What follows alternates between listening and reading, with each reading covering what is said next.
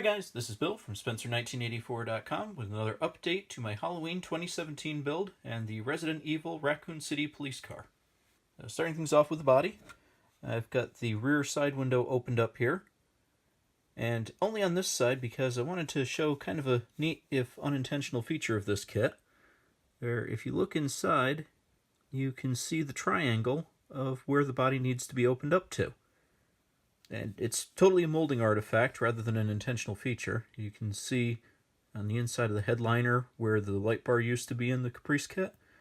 But that's really kind of a nice little Easter egg in that it gives you a pattern to open up to. So, get that opened up. Just need to fix the trim around the window in those two little places. And I've got the spoiler filled in. And for that, I'm using Tamiya's two-part epoxy putty.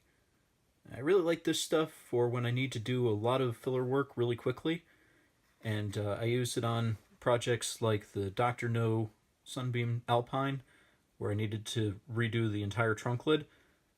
It's a two-part, comes as a pair of strips. You see I don't have a whole lot of it left, but kind of the consistency of chewing gum, and you cut off equal parts of the two strips and knead it together, and it's got a work time of a few minutes, so you have plenty of time to get it contoured roughly how you want it. And then once it's dry, it's a very similar consistency to the plastic, unlike some automotive body fillers that are much harder than plastic, so you've got to be very careful with sanding. This stuff works really nicely. I've also gotten a lot done on the interior and chassis. And starting with the chassis, this is actually just a pretty straight box stock build from the Impala kit. No surprises, everything fits together exactly like you'd hope it would. Nice tight fit on everything, everything lines up. The only place where I did have to modify is because I'm using the Caprice interior, I had to do a little bit of work up here, because the Impala has a slightly wider radiator, and right here needed to be relieved. So that, and I needed to remove the fan shroud because the Impala went with dual electric fans instead of the single mechanical one.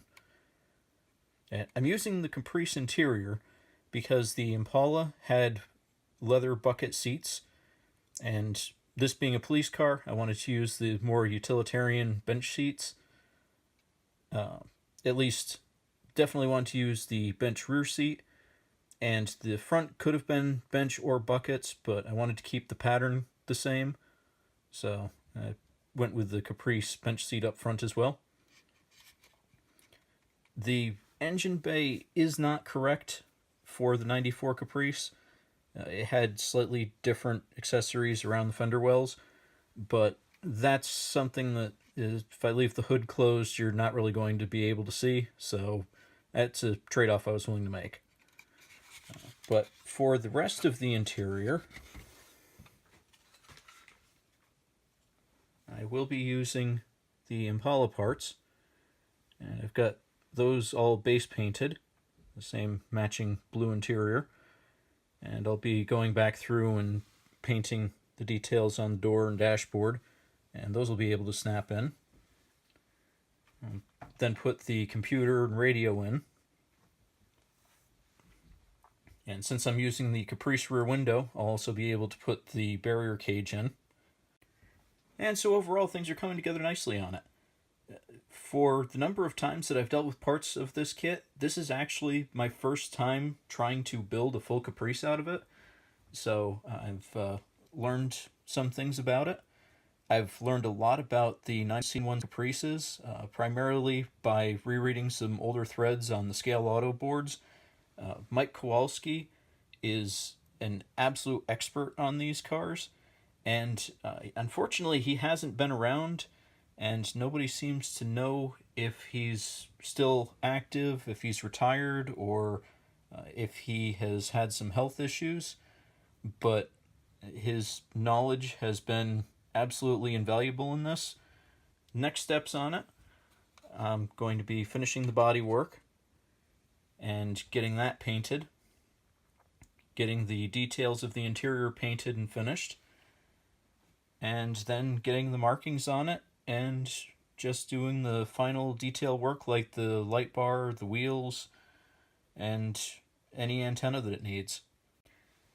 And unfortunately, real life has been kind of mucking up my schedule a bit lately, so I'm not sure exactly when the next update's going to be. I'm going to shoot for next week, and hopefully we'll have an update to either this or the Kelly's Heroes Jeep.